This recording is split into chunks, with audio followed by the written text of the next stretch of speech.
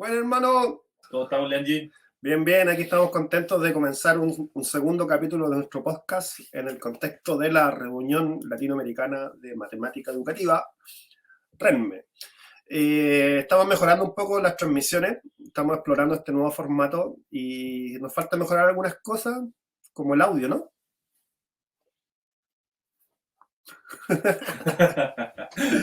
Sí, ya vamos a mejorar el audio.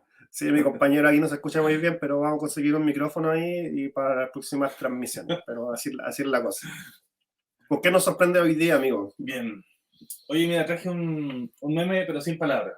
A ver, ¿puedes ponerlo? Sin comentarios. A ver, ahí, para los que resuelven ecuaciones diferenciales. De puro resolver ecuaciones diferenciales. Que este es musculazo, loco. Bueno, sin más comentarios sobre el... Sí. Solo reír. Sí, la verdad es que estábamos viendo qué memes poner y es complicado, porque todo con temas sensibles de hoy, pero bueno, hay que reírse un poco. ¿Ya? Ok, entremos al tema de hoy. Ya, me falta creo hacer un poquito de ecuaciones, ¿no? Casi tiempo no resuelvo ecuaciones. De puta de primer grado. Por el primer grado, por eso estoy así. Ya. ¿Qué vamos a hablar hoy? Ya estamos en la segunda, miren, ya tenemos, ahí está mejorando la producción, ya, segundo capítulo de nuestro podcast socioepistemológico. En algún capítulo futuro vamos a hablar de por qué elegimos esas fotos, ya, pero sabemos que el Baby Yoda siempre es apreciado por todas y todos. El día de hoy vamos a hablar sobre democratización y aprendizaje, que es justamente el aterrizaje de este taller, ya en el contexto de la RENME. El título se llama Teoría socioepistemológica, democratización del aprendizaje y disfrute por aprender. Entonces, para introducirnos a este tema, es importante decir que la teoría socioepistemológica tiene una importante dimensión sociopolítica. Ya pensando un poco en el escenario que estamos viviendo el día de hoy. ¿Ya? ¿Cómo ves este tema, Vicente? ¿Cómo ha sido tu experiencia con esta dimensión sociopolítica de la teoría? Sí, ha sido algo bien importante para mí, la verdad. Yo recuerdo cuando estaba en la universidad, en el pregrado, participé de distintos movimientos educativos y que compartían algo en común, o sea, el deseo de poder contribuir de alguna manera a las personas reales, ¿cierto? A partir de una educación real, una educación situada, ¿cierto? Dentro de los contextos de las personas. Ahí había preuniversitarios, ayudas en distintos liceos.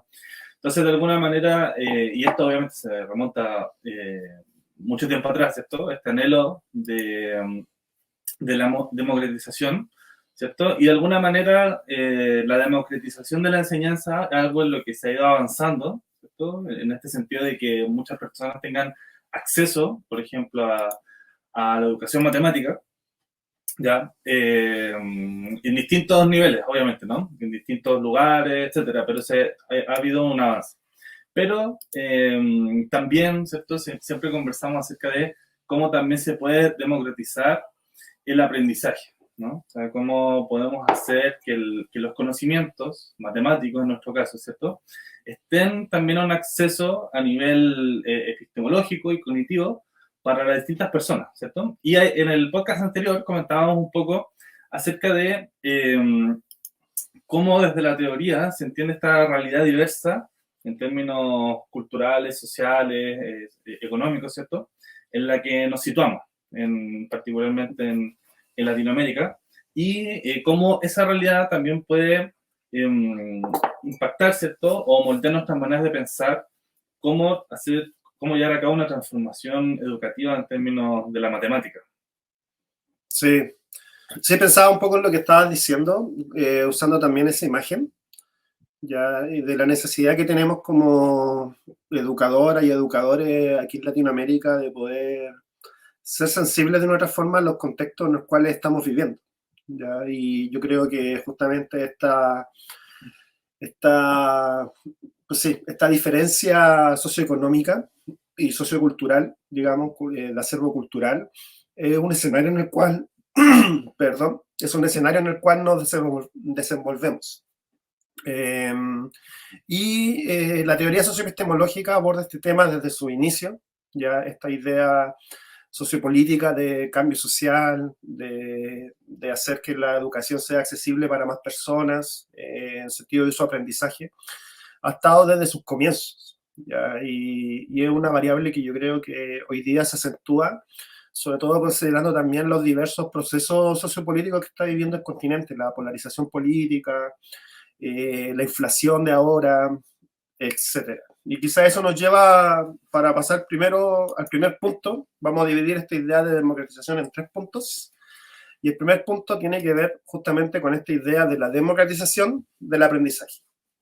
¿Qué diferencias verías, Vicente, entre qué significa democratizar la enseñanza versus democratizar el aprendizaje? Ajá. Yo lo veo de la siguiente manera. La democratización de la enseñanza, ¿cierto? Tiene que ver con esta ampliación en la cantidad, ¿cierto?, numérica de personas que están siendo escolarizadas en términos matemáticos, ¿cierto? Puede ser en términos de cantidad de personas o en términos geográficos, ¿cierto? Donde más sectores geográficos quizás tienen escuelas, ¿cierto? Tienen sus estudiantes ahí aprendiendo matemáticas en el salón. Pero otra cosa, o uno podría preguntarse en realidad, si es que esos conocimientos matemáticos que se están enseñando en esas nuevas aulas, ¿cierto? O a esas nuevas personas que antes no estaban siendo escolarizadas, es una enseñanza que es significativa para sus vidas o no. Es decir, si la matemática está siendo una herramienta de utilidad, ¿cierto? O de uso para sus vidas, en su cotidiano, en términos culturales, ¿cierto? Entonces, esa es una pregunta que debemos hacernos, que sigue abierta, ¿cierto? Pero que tenemos ciertas luces que sabemos más o menos cómo se comporta. No sé qué piensas tú. Sí, fíjate que mientras estabas hablando busqué aquí una imagen que se me evocó un recuerdo, ¿ya? Un recuerdo bien bonito de una RELME en la cual pude ir a...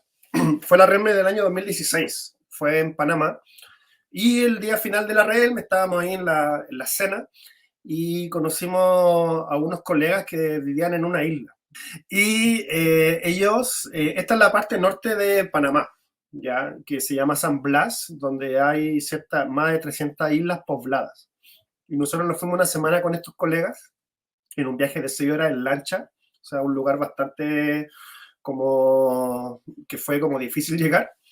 Y para contarlo brevemente, ya son islas donde viven los pueblos originarios, el pueblo cuna, con su lengua, con su cultura, ya que se transportan en bote, como se pueden ver en estas fotos.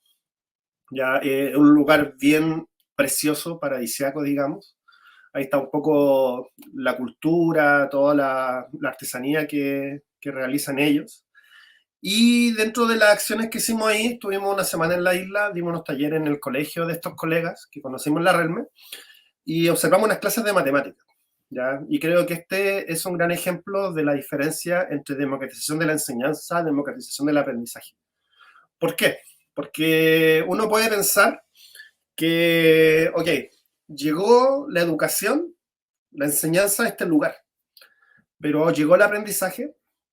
De un curso de 30, 40, son unos 4 que salen a la universidad, ¿ya? Y todos los demás se quedan allí. Entonces uno se puede preguntar hasta qué punto enseñar, por ejemplo, estos elementos de factorización es lo más necesario que ellos necesitan para desenvolverse dentro de su cultura, ¿ya?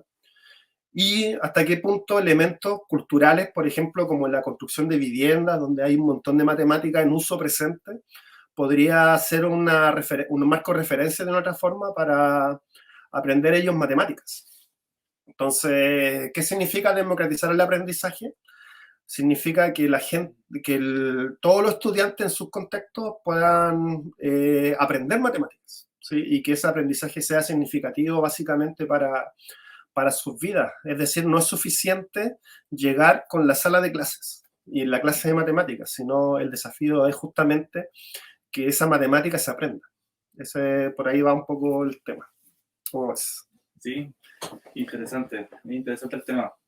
Yo creo que también se plantea un desafío que podríamos pasar a nuestro siguiente punto, que tiene que ver, porque cuando uno, ¿cierto?, es profesor, uno piensa justamente, como tú decías, como en la sala de clases, ¿no?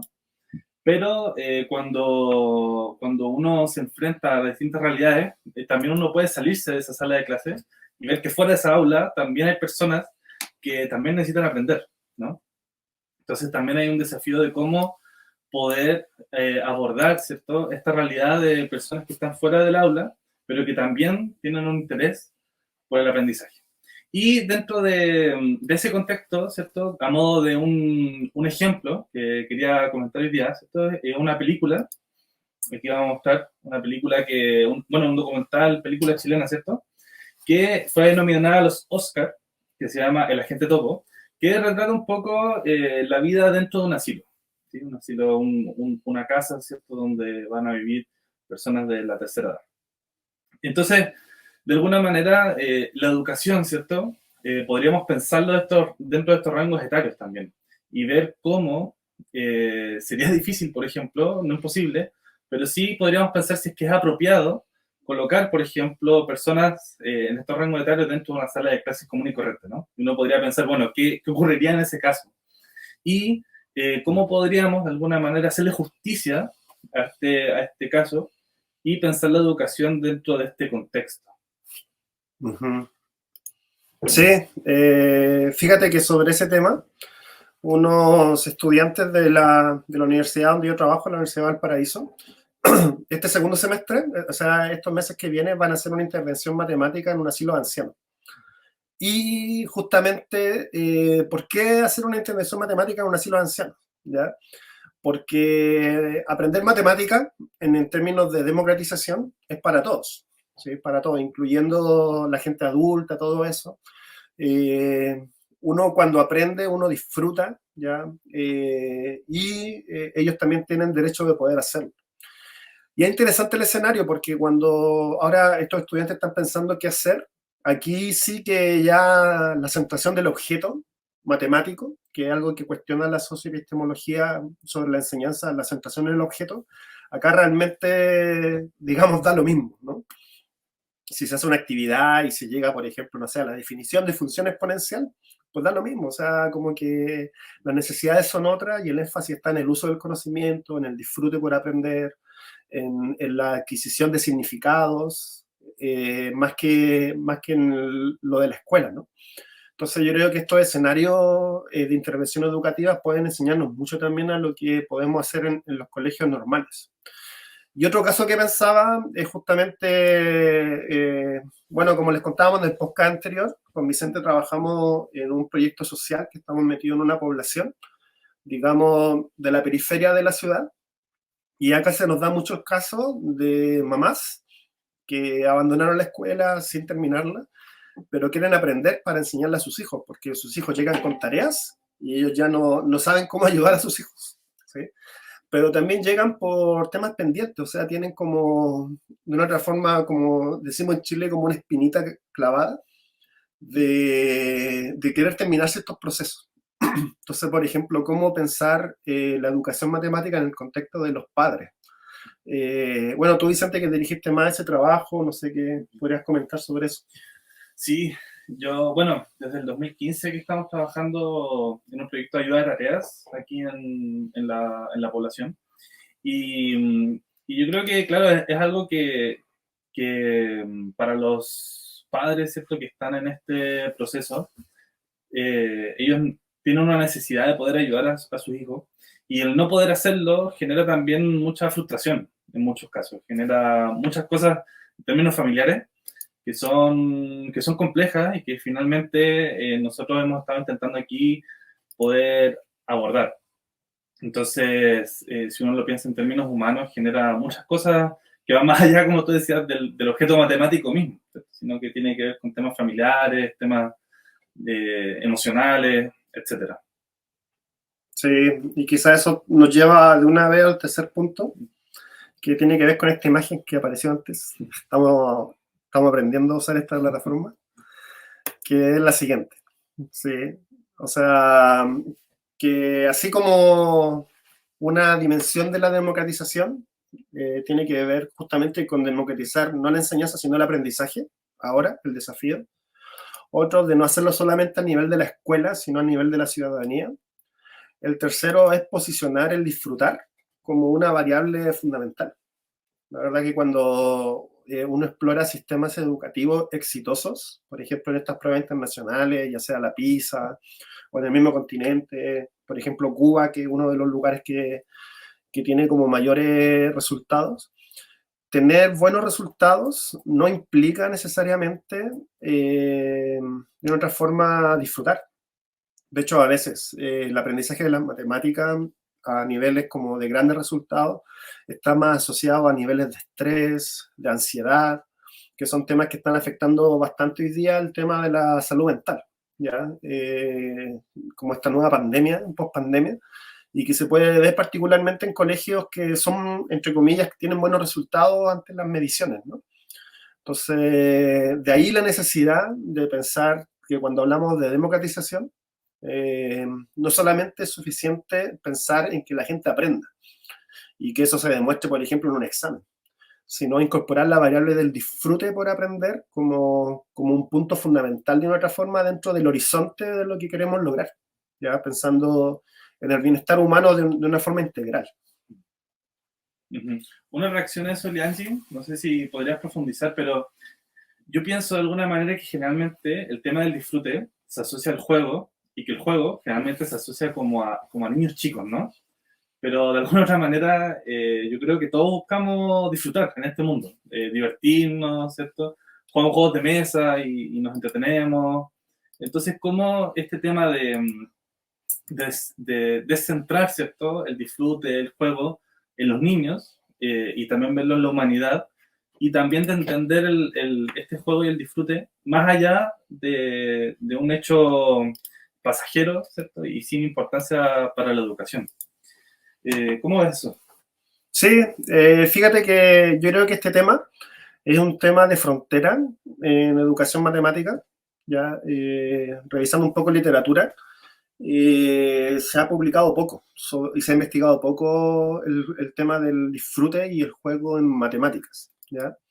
Y bueno, quería mencionar a una alumna de acá de la Universidad de Valparaíso y hablar un poco sobre su trabajo de investigación. Ya, esta alumna se llama Josefina Matus, es estudiante de la Universidad de Valparaíso. Ahí está una foto de las Torres del Paine. Ya, Chile tiene paisajes hermosos y queríamos también usar la vocación a Josefina también ella hizo un viaje por el sur de Chile, así que los esperamos a todos por acá. Y lo que está haciendo Josefina básicamente está estudiando cómo la variable del juego puede servir para el disfrute de las matemáticas, ¿ya? Y en un principio ha ahondado profundamente sobre lo que significa el juego, lo que hay en la literatura. Y una de las preguntas que se abre con respecto al juego particularmente es sobre el tema del disfrute, pero vinculado con el aprendizaje de la matemática. Por ejemplo, ella está estudiando un juego que se llama Ocho Reinas y analiza a estudiantes jugando. ¿Ya? Es impresionante cómo los niños dicen, se nos pasó el tiempo volando, varios comentarios de ese tipo. Y lo que está haciendo ella básicamente es analizar qué tipo de significado, qué tipo de pensamiento matemático se ponen en uso y emergen cuando una persona juega, ¿ya? Porque también a veces se puede idealizar, ¿no? A través del juego se aprende todo, no es tan así. Ella está estudiando un poco en profundidad y está teniendo hallazgos bastante impresionantes, ¿ya? Respecto a lo que pasa cuando las personas jugamos. ¿Sí? Este es un trabajo de investigación que va a estar terminado por ahí por diciembre de este año. Y al respecto, pues hay mucho que decir sobre el juego. ¿Sí? Y bueno, hay otro tipo de investigaciones como la que mencionamos la vez anterior, en el podcast anterior sobre el volantinismo, ya que también es un juego donde se produce y se aprende ya matemáticas. Y los juegos nos han acompañado a lo largo de toda la historia humana. Ya, si uno piensa donde han habido seres humanos, ha habido juegos. Y hoy día no sé si también piensan lo mismo. Particularmente aquí con mi amigo Vicente tenemos estos juegos que nos hemos vuelto medio adictos. Y la pregunta básicamente es ¿por qué jugamos? ¿Sí? Jugamos, ahí hay dos respuestas. Jugamos porque hay algo que nos causa placer, ¿sí? Algo que nos causa disfrute.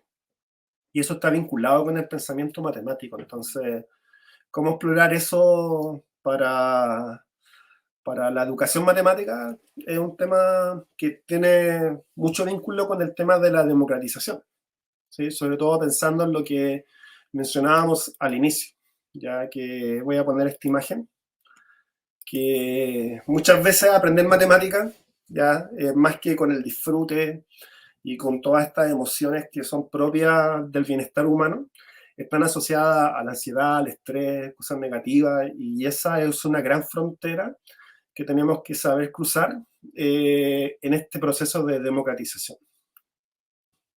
¿Cómo terminamos? Bueno, regresando a nuestro amigo el Honguito que vimos en el podcast anterior, ¿cierto? Yo pensaba con este tema de que comentabas, Yanji, del error, ¿no? De la equivocación. Y de alguna manera, cuando uno piensa en el juego, uno puede ver otros significados para el error.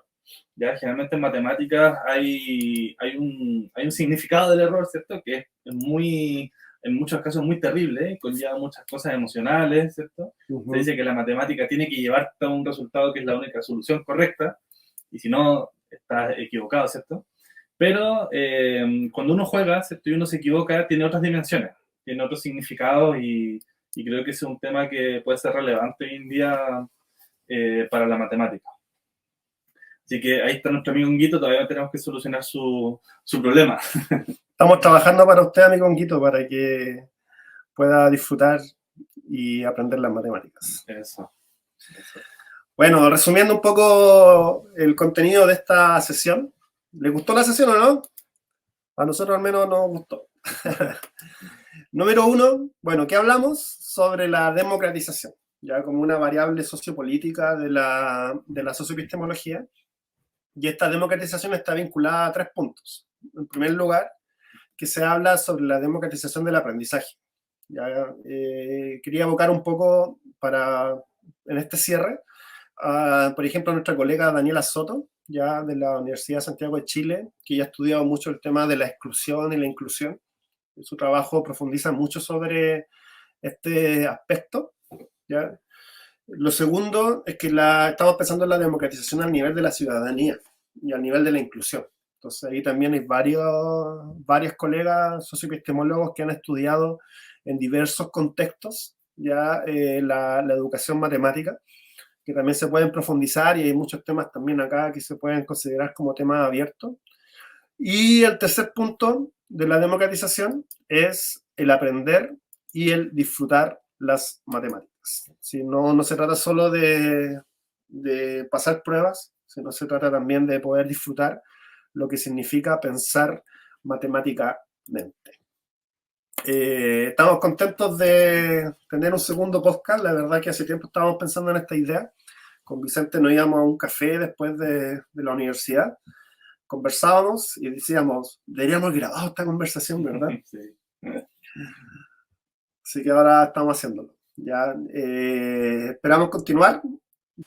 Bueno, Vicente, y sorpréndenos con algún meme para terminar este podcast. Vale, vamos a honrar a nuestros amigos mexicanos con el siguiente meme, ¿cierto? Del tipo, pero Newton. ¿Ya Vamos. Newton y mexicano? Sí, pues, por supuesto, vamos a ver. Aers. Vamos a ver. Me gustan los tamales, pero Newton, no podemos poner eso. Entonces ponga, a mayor masa, mayor fuerza de atracción. Para los que no saben, los tamales son lo que en Chile, algo similar, digamos, no es lo mismo, sería una humita, ya, es como es difícil explicarlo. Voy a poner una foto de tamal. Foto de tamal. Una imagen habla más que 1000 palabras. Ahí tenemos tamales, fíjense. Ahí están los tamales, ¿sí?